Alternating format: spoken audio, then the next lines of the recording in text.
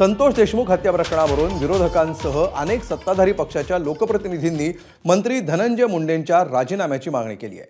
मात्र महायुतीकडून पहिल्यांदाच धनंजय मुंडेंच्या राजीनाम्याबाबत भाष्य करण्यात आलंय।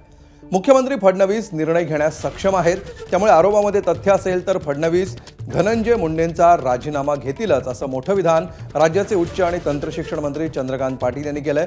तसंच आतापर्यंत देवेंद्र फडणवीसांनी कशा प्रकारे टप्प्याटप्प्यानं कारवाई केली याचा पाढा देखील चंद्रकांत पाटलांनी वाचून दाखवला।